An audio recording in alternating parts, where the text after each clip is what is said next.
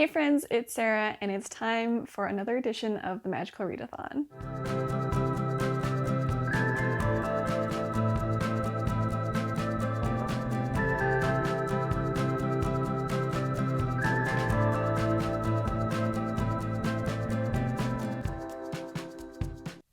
So if you've been around my channel for a little bit, then you know that I take part in Book Roast's Magical Readathon Orilium. So twice a year we have like month-long readathons where we have different prompts where we're taking like magical classes at the school and leveling up and advancing towards a career. So this year the Magical Readathon is actually starting early if you want. It starts July 29th. I can't remember why. Check out G's video for the whole details on what it was, but I think we like collectively read more books than the previous readathon, so we all get to start a few days earlier, which is really awesome. Because I have 14 books to read. It's the same as last year because I'm pursuing the same career of alchemist, so I have to read 14 books in August, which shouldn't be too bad. I don't really have any big vacations planned in August. I've got some camping trips, so that'll be really good for reading. But yeah, so let's find out what I have to read. Parsnip is going to join us for this part of the video, I guess, but G makes these beautiful printouts and they're so well done. The vibe is just like immaculate. She like gets artists to draw things and she has all this lore around it. It's amazing. Honestly, it's such a fun readathon.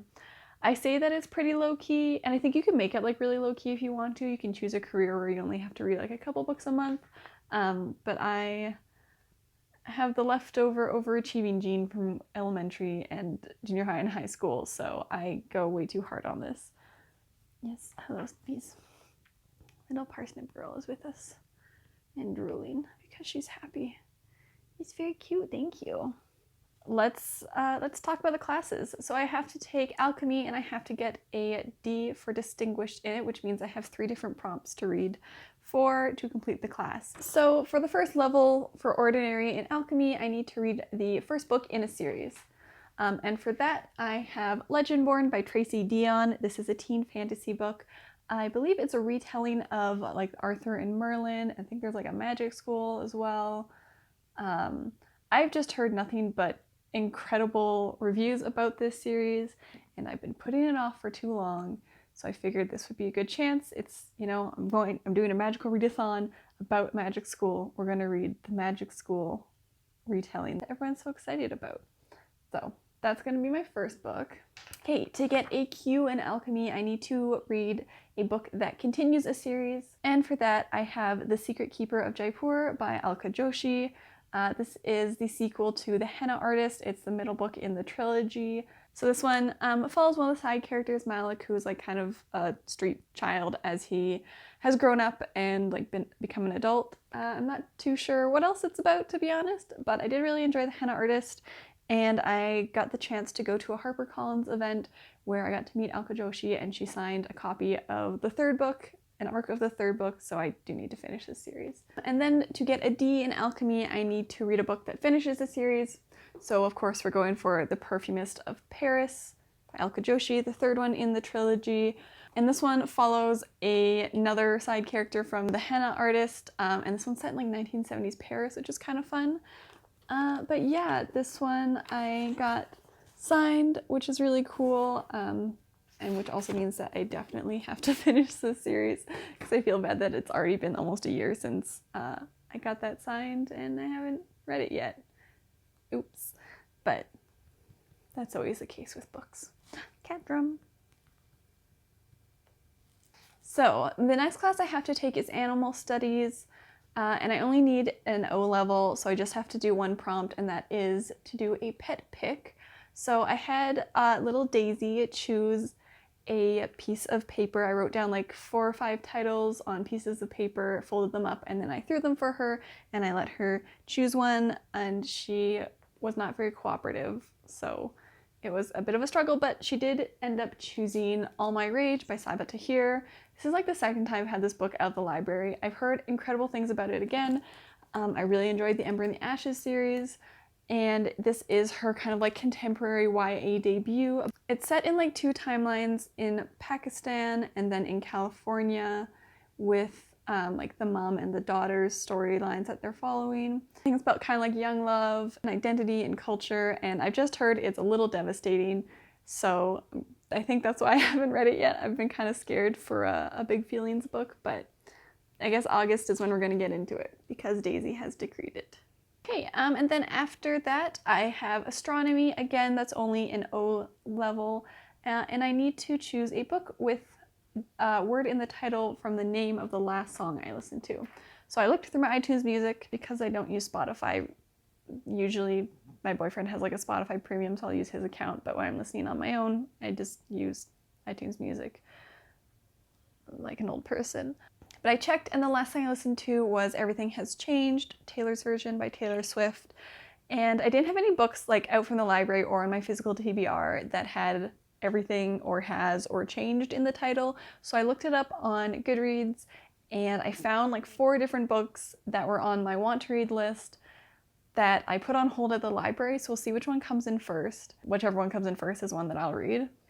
So the books that I put on hold were The Secret History of Home Economics, How Trailblazing Women Harness the Power of Home and Changed, The Way We Live by Danielle Dreilinger? I'm not sure how you say that, sorry. Then I also put The Devil in the White City, Murder, Magic, and Madness at the Fair That Changed America by Eric Larson on hold. So I think it's gonna be one of those two because the other ones are like pretty far down on my like on hold. Like this one's on order, it's not even available yet. But I also put on hold The Probability of Everything by Sarah Everett.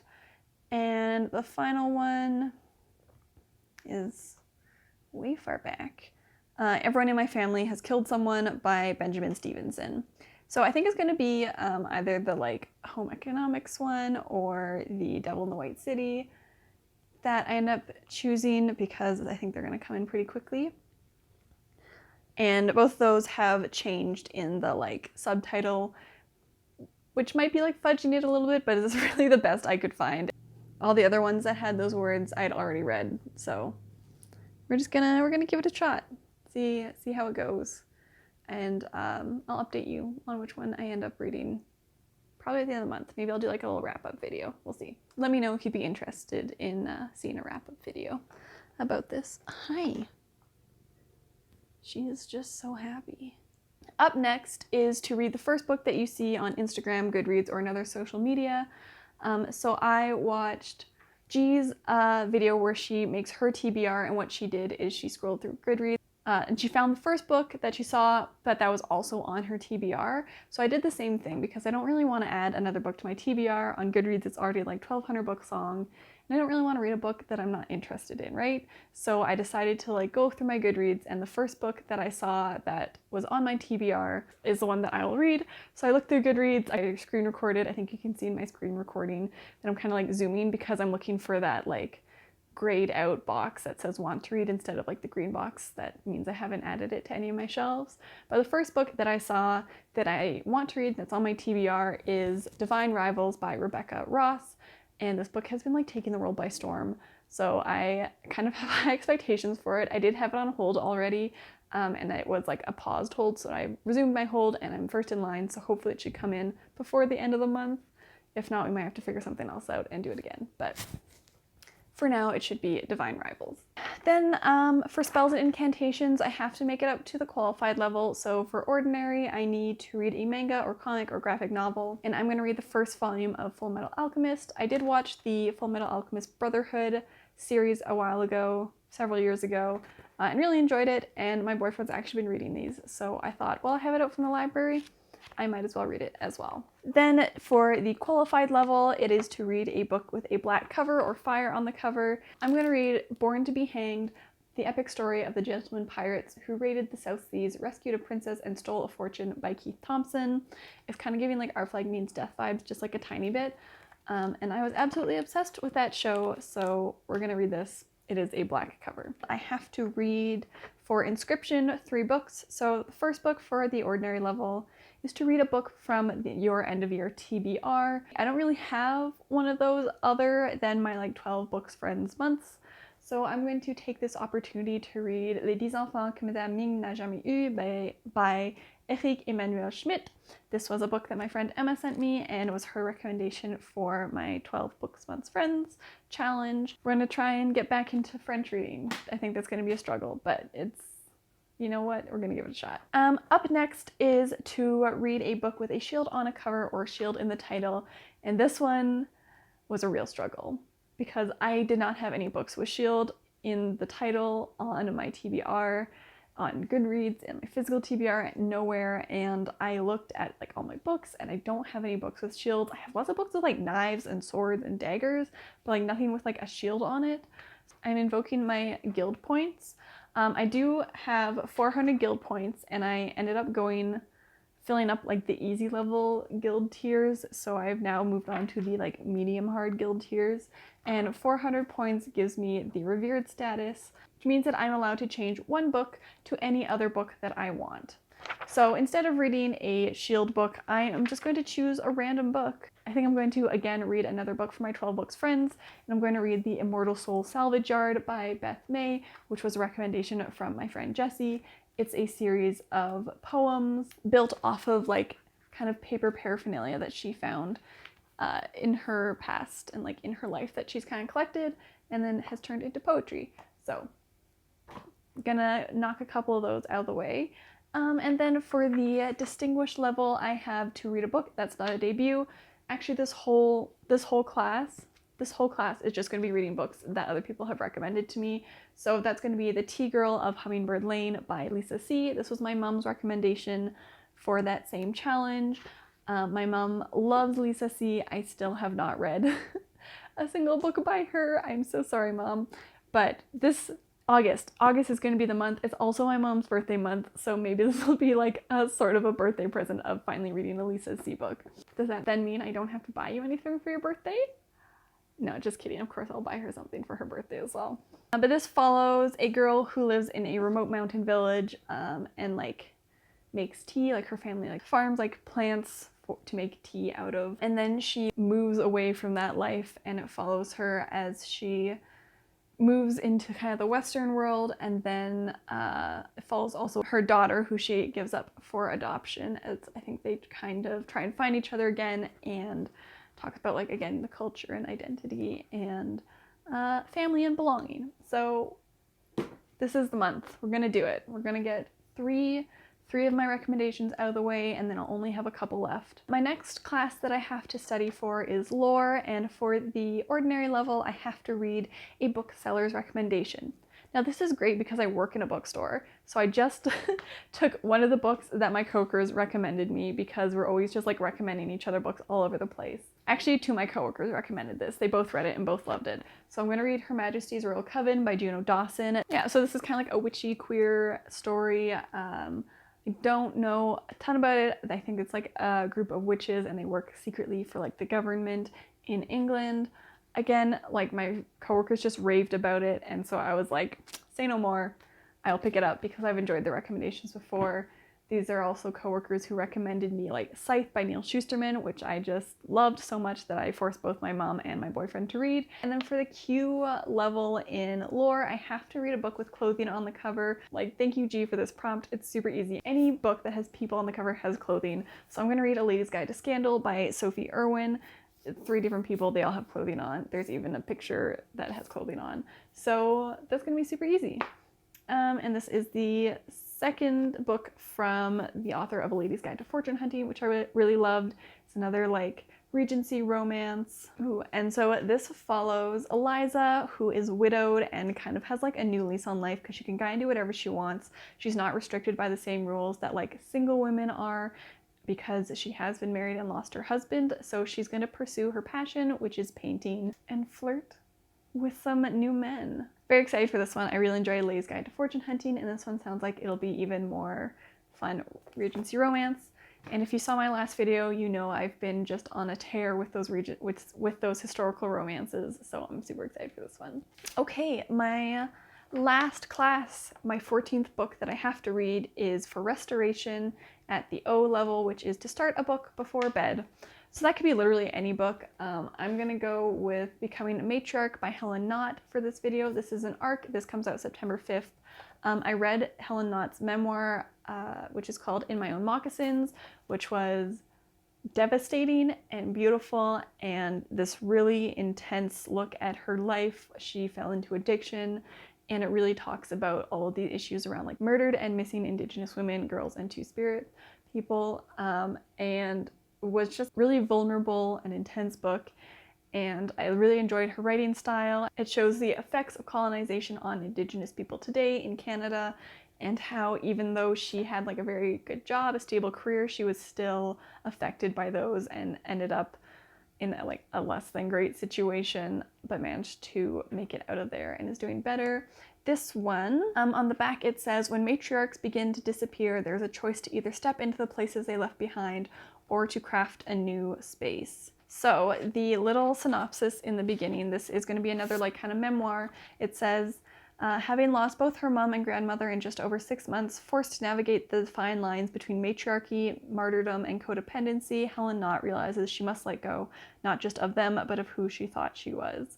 Woven into the pages are themes of mourning, sobriety through loss, and generational dreaming. So it sounds like it's another memoir of her trying to figure out what it means to be a matriarch. And so I think it's kind of her trying to figure out how to step into that role or like create a new role now that she has lost the like matriarchs in her life. So yeah, I think it should be very interesting, and I'm excited to read more of her stuff because I think she just has such a beautiful voice that she writes in, and she talks about very important topics. Okay, so those are the 14 books I need to read for my core courses, but because G is also just doing the most, she created another new thing for this month, which is the little Implings. So if you watch her video, she explains it much better than I will, but basically there are 6 different prompts on here, which are these little blue dots. I'm not sure if you can see that, but you have to read a book that kind of connects the prompts. So each book that you read has to have at least 2 of the prompts in it, and you can read as many books as you need to fulfill them all. Like if you have one book that's going to work for all of them, then you can do that. You can also do like 6 books, but they each have to fit 2 of the prompts that are like adjacent. So I ended up finding just like a couple books that I think should work for everything. So I have to read a book that has blue on the cover, as well as a book to start at night. I'm going to read The Very Secret Society of Irregular Witches by Sangu Mandana. Mandana. And this is I'm going to read a lot of witch books this month. Apparently we're getting into the witchy season already. But I think this is a kind of like a contemporary romance witches sort of book. And I've heard, again, like amazing things about this.